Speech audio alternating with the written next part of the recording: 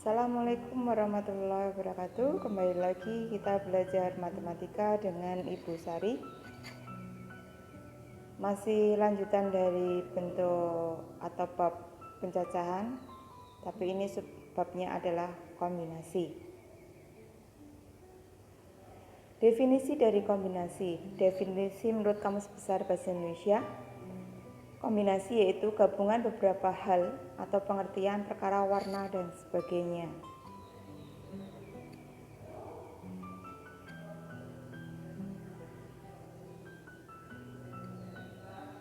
Analisis masalah ya. Apa sih sebenarnya kombinasi itu seperti apa? Contoh masalah. Seorang guru matematika akan memilih 2 orang untuk mengikuti lomba cerdas cermat matematika. Jadi ada 2 orang seperti itu. Nanti bagaimana cara penyelesaiannya? Misalkan kita milih orang atas nama A dan bisa dipilih orang atas nama B, atau mungkin sebaliknya. Bisa dipilih B dulu baru dipilih A ya. Jadi ada cuma 2 kemungkinan. Bisa A dulu baru B atau B dulu baru A. Itu cara memilihnya.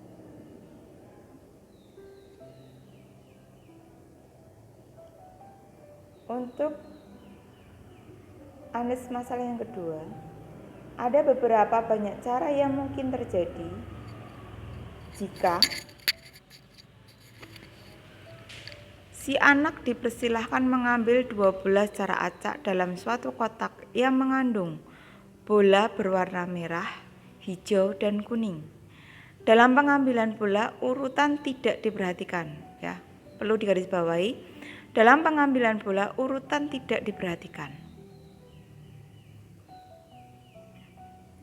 Penyelesaiannya, misalkan diambil bola merah dulu baru hijau, atau mungkin sebaliknya ya, hijau dulu baru merah. Kemudian yang kedua, merah dulu baru kuning, ataupun sebaliknya, kuning dulu baru merah. Kemudian opsi yang ketiga, hijau dulu baru kuning, atau mungkin kuning dulu baru hijau. Berarti kalau dilihat dari bentuk berarti ada 3 penyelesaian atau 3 cara ya, tanpa memperhatikan urutan. Contoh kasusnya seperti itu.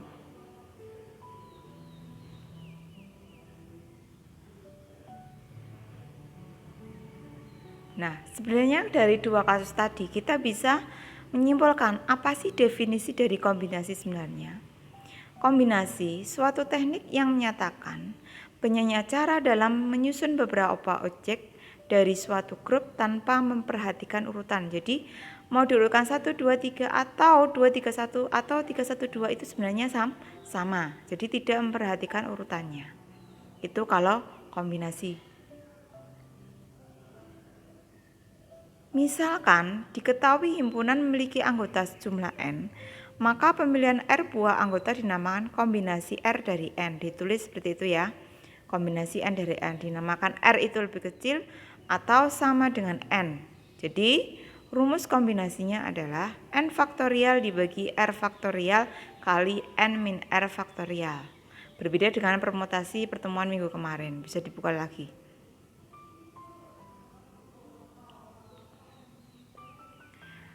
Contohnya ya, kita aplikasikan rumus tadi. Tentukan nilai bentuk kombinasi berikut. Yang simpel dulu ya. Kombinasi 2 dari 5. Penyelesaiannya, kita terapkan rumusnya. Ya. Kombinasi 2 dari 5. Berarti apa? 5 faktorial dibagi 5 kurangi 2 faktorial kali 2 faktorial. Jadinya 5 faktorial dibagi 5 kurangi 2, 3 faktorial kali 2 faktorial. Dijabarkan 5 faktorial 5 kali 4 kali 3 faktorial. Bawahnya 3 faktorial kali 2 kali 1. Kemudian 3 faktorialnya kita coret. 4-nya dicoret dengan 2 menghasilkan 2. Berarti tinggal 5 kali 2 yaitu 10. Jadi kombinasi 2 dari 5 nilainya adalah 10. Contoh yang kedua, kombinasi 2 dari 7 kali kombinasi 1 dari 4. Penyelesaiannya, kombinasi 2 dari 7 dulu. 7 faktorial dibagi 7 min 2 faktorial kali 2 faktorial kali kombinasi 1 dari 4, berarti 4 faktorial dibagi 4 min 1 faktorial kali 1 faktorial. Selesaikan dulu. 7 faktorial, 7 kurangi 2 ada 5 faktorial kali 2 faktorial, ya, dikali 4 faktorial, 4 kurangi 1 berarti 3 faktorial kali 1 faktorial. Kita jabarkan 7 kali 6 kali 5 faktorial untuk 7 faktorial. 5 faktorial tetap, 2 faktorial dijabarkan 2 kali 1 dikali 4 faktorial dijabarkan 4 kali 3 faktorial dibagi 3 faktorial 1 faktorial nilainya 1. 5 faktorial dicoret, 3 faktorialnya dicoret, kemudian 2 dengan 4 dicoret dapat 2, maka tinggal 7 kali 6 kali 2, hasil akhirnya adalah 84. Itu aplikasi dari rumus di atas. Kemudian kalau bentuknya soal cerita seperti ini. Pada sebuah tes, seorang peserta hanya diwajibkan mengerjakan 8 dari 10 soal yang diberikan. Tentukan banyaknya susunan soal yang mungkin dikerjakan. Penyelesaiannya, objek tidak memiliki status atau jika urutan objek dibalik bernilai sama, sehingga permasalahan tersebut dapat diselesaikan dengan konsep kombinasi. Jadi apa? Kombinasi 8 dari 10. Karena apa? Yang wajib dikerjakan adalah 8 soal dari 10 soal. Jadinya kombinasi 8 dari 10. Sama penyelesaiannya. Berarti 10 faktorial dibagi 10 kurangi 8 faktorial kali 8 faktorial. Aplikasikan ke rumus soal tadi.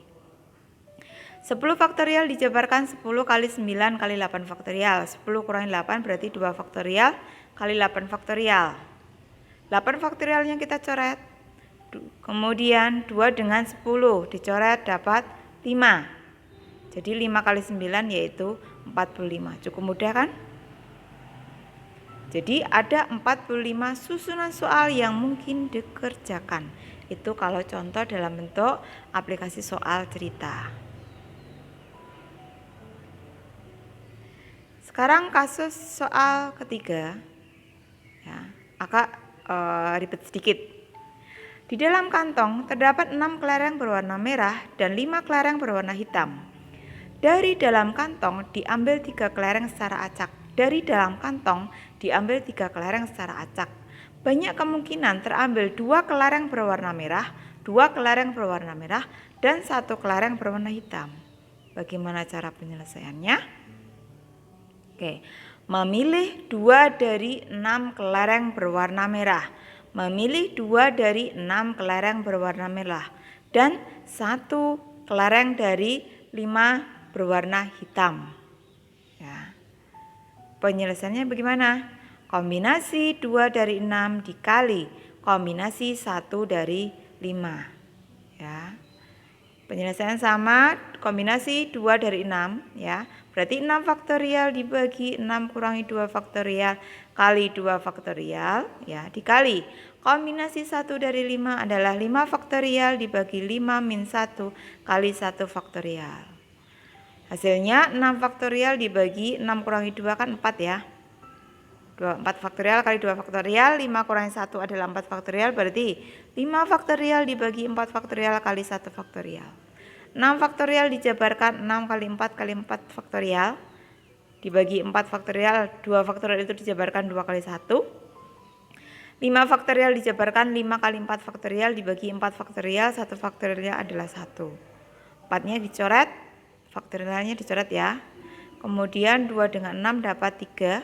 Berarti tinggal 3 kali 5 kali 5 hasilnya adalah 75. Jadi ada 75 kemungkinan cara terambil kelereng. Nah, itu contoh-contoh dari kasus kombinasi. Nah, nanti kalau kurang jelas bisa diputar lagi videonya atau mungkin bisa japri dengan Bu Sari. Cukup sekian, saya akhiri pertemuan kali ini. Assalamualaikum warahmatullahi wabarakatuh.